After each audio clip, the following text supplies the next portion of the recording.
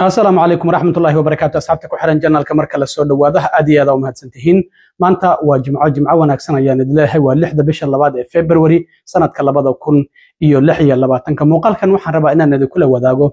نينكي عنصري عدان كاي جيك لينك أيا شالي قلنكي دنبه لغو حري مقالة سي بول هادوا محايتا هاي سببتا اللو حري محوسي هاي مظاهرات كان وكوباقي مالنتا بريها والسبتية uu leeyahay ogolaasho ayaan u haystaa xarunta gobolka inaan ku sameeyo laakiin mas'uuliyiintu gobolkuna ay leeyihiin ilaa ay hadda wax ogolaasho ah looma siinin ninkan fitnadii ayuu mar kale Minneapolis kula soo laabtay waxaan ognahay bishii hore bartamaheedii inuu mudaharaad isku dayay uu uga soo horjeedo muslimiinta isla markaana uu doonayay kitaabka quraanka inuu ku gubo ciidamada ICE uu ku taageero in uu rabshad iyo qalalaaso uu ku dhamaaday naftiisana uu la baxsaday haddana mar kale ayuu dib ugu soo laabtay Minneapolis iyo St. Paul arrimahaasi ayaan idin la wadaagayaa bal ninkan arrintiisa la xiriirta iyo sidoo kalena nin isagu ku baaqay in ciidamada ICE hubka loo qaato oo la iska celiyo oo dawladdu intay gurigiisa xoog ku gashay ay soo xirtay magaalada Minneapolisna waan idin la wadaagayaa ninkaasi maxay yahay muuqaalada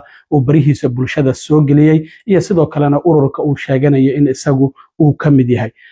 balse marka hore ninkii cunsuriga ah cadaanka ah Jack Lanka oo islaam nacaybka lagu yaqiinay iyo inuu gubo kitaabka quraanka isagoo doofaar xitaa kitaabka quraanka iyo doofaar meel isla gelinaya ayaa mar kale dib waxa ugu soo laabtay gobolka Minnesota ninkan waxaan ognahay bartamihii bishii hore 17 bishii hore in uu soo qaban qaabiyay mudaharaad uu uga soo horjeeday dadka muslimiinta ah Soomaalida degan gobolka Minnesota ciidamada ICE uu ku taageeray isla markaana uu doonayay kitaabka quraanka inuu ku gubo waxa mudaharaadkiisu uu qorsheysnaa xarunta dawladda hoose ee Minneapolis inuu ka bilaabo ilaa xaafadda Soomaalidu ay ku badan tahay ee sida Riverside uu ku tago laakiin maba la isla gaarinba ninkan markii xarunta dawladda hoose mudaharaadka uu ka bilaabay uu socodkiisii bilaabay dad fara badan ayaa ku soo xoomay xitaa waa la daqray baraf inta la kuusay dhagax ahaana lagu daqray naftiisa ayuu la baxsaday dad ayaa faracid leh uga badbaadiyay dadkii mudaharaadka dhinaca kala sameeyo ICE ka soo horjeeday walow aysan Soomaali ahaynba dadkaasi oo dad cadaan ah iyo dad kale ay u badnaayeen ninkaasi hotel ayuu xoog ku galay oo maciin biday naftiisa ayuu la baxsaday waa kii markii dambe yiri lugahayga iyo gacmahayga ay isku dayeen xitaa inay kala siibaan oo nafteeda ayaa u baqay hadda xitaa waxaan arkayay inuu dacwad ka gudbinayo booliska Minneapolis uu leeyahay amnigayga ay sugu waayeen nafteeda ay qatar geliyeen 147 milyan oo dacwada ayuu xareeyay waan arki doonaa arrintaasina halka ay ku dambeysay haddaba ninkii marka dib ayuu u soo laabtay waxa uu bartiisa uu uu soo geliyay in uu dib ugu soo laabtay Minneapolis isla markaana ugu baaqay dadka taageerayaashiisa maalinta bari ah oo 7 bisha oo Sabti ah inay isugu soo baxaan xarunta gobolka ee St. Paul halkaasina mudaharaad uu ka sameyn doono oo ICE lagu taageerayo dadka muslimiinta iyo Soomaalidana haddana mar kale looga soo horjeedo waxana uu yiri kooxaha bidixda oo qaswadayaasha ah ICE ayaa xirxiri doonta ayuu xitaa soo raaciyay marka shalay galinkii hore waxaa jirtay sawir gacmeed baraf laga sameeyay oo u qornaa rescued ICE macnaha ICE dacwadaha lagu soo ogo kooxa federaanis oo ciidamada hore uga tirsanaa jiray ay sameeyeen sida sawirkan aad ka aragtaan oo ay ku soo bandhigeen xarunta gobolka hortiisana la dhigay oo loo ogolaaday ayaa ninkan markii uu arkay uu aaday marka shalay abaara duhuradii ayuu tagay xarunta gobolka muuqaal ayuu iska duubay asagoo dhahayo Trump waan ku taageersanahay ICE waan taageersanahay wadankan waxa iska leh dadka Mareykanka ah ee Soomaalidu iska malahan markaas kadib ayuu burburin waxa uu u galayaa sawir gacmeedkii barafka laga sameeyay oo rescued ICE u qornaa marka uu soo gabagabeeyay kadib ayaa waxa uu leeyahay America first America only kadibna dadka waxa uu u ballaminayaa mudaharaadkiisii qorsheysnaa maalinta bari ah oo Sabti ah oo 7 bisha waxa uu leeyahay 12 duhurnimo xarunta gobolka isuu keena laakiin wararka hadda soo baxayo waxa ay sheegayaan in ninkaasiba ogolaasho uusan haysan bartiisa X waxa uu ku sheegay in uu ogolaasho u haysto bal muuqaalka ila eega markii uu burburinayay sawir gacmeedkaasi rescued ICE u qornaa ee xarunta gobolka uu ku burburiyay bal wax yar ila daawada President Trump, we support you. We support ICE. Our country was made for Americans, not for Somalis.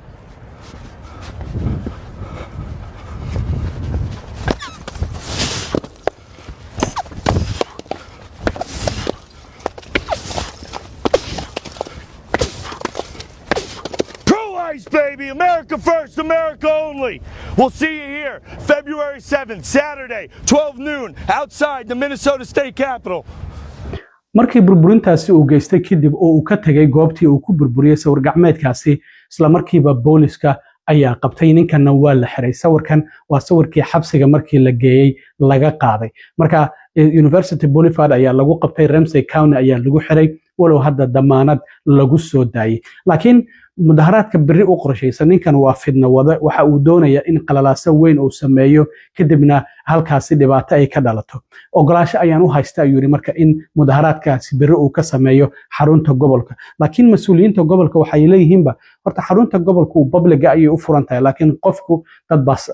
aroos ku qabsado dad baa dhacdooyin kale ku qabsada laakiin qofku waa in uu soo dalbadaa application 7 maalmood ka hor uu soo dirsadaa kadibna uu sheegaa dhacdada uu halkaasi ku qabanaya maxay tahay imise qof ayaana ka soo qayb galaysa marka ninkan waxa la leeyahay asagu sidoo sheeganayo waxa uu haystaa ogolaasho laakiin mas'uuliyiinta gobolka waxay leeyihiin maalinta bari oo sabtiya dad ayaaba aroos ku qabsanayay oo horay ballantaasi u qabsaday marka ma jirto wax ogolaasho ah oo la siiyay 7 bisha ninkan Jake Lanky la yiraahdo sidaas darteed qofka marka applicationka 7 maalmood ka hor uu soo dalbado waa inuu soo sheegaa dadka imaanaya intay la egyihiin iyo sidoo kalena security-ga muxuu ka damacsan yahay dhinaca traffic iyo amniga sugitaankiisa maxaa uga qorshaysan markuu qorshahaasi dhan uu soo bandhiga kadib ayaa ogolaashaha la siiya laakiin waxyaabaha loogu diidi karo qofka waxa kamid ah hadii dhacdadaasi uusan u haysan wax security-ga qaabku u dhacayo uusan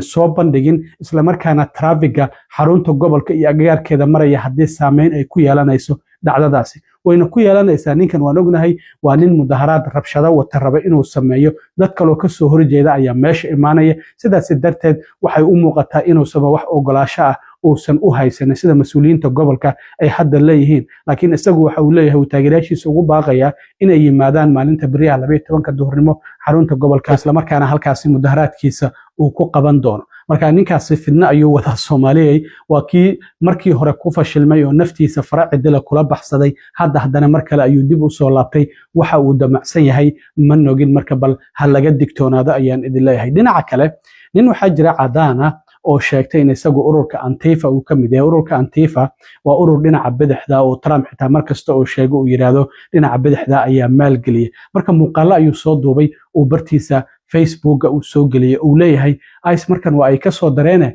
hubka hal la qaato oo hal la iska celiyo sidaas darteed ayuu leeyahay aniga qorigayga waa ii diyaara adiga hanjabaad ayuu u jeedinayaa inuu dili doono ciidamada ICE ee ku sugan gobolka Minnesota markaas kadib gurigiisa ayaa loogu tagay ciidamo ayaa xoog ku galay hub wata isagiina waa la soo qabtay oo waa la soo xiray sida arkaysa xitaa furaanada uu xiran yahay I am Antifa ayaa ku qoran waxaan ahay Antifa ayaan ka tirsanahay muuqaalkana wuuba ku sheegayaaba marka waxa la leeyahay ninkan inkastoo hanjabaado uu jeediyay haddana xurriyatul qowlkiisa ayuu adeegsanayo dastuurka uu ogol yahay marka waa in dawladdu ay keentaa in qatar dhaba uu ku ahaa ciidamada laakiin hadda kulay waa la xiray gurigiisa ayaa laga soo qabtay ninkan Kyle Wagner ayaa la yiraahdaa waa 37 jir marka hanjabaadaasi ciidamada uu u jeediyay oo yiri hubka hal la qaato hal iska celiyo ayaana lagu haystaa marka maxkamad ayaaba shalay la soo taagay sidaas darteed marka dawladdu waxay leedahay ninkan hanjabaadaasi ayuu u jeediyay ciidamada oo waxa uu yiri hal la dilo oo hubka hal la qaato hal iska celiyo marka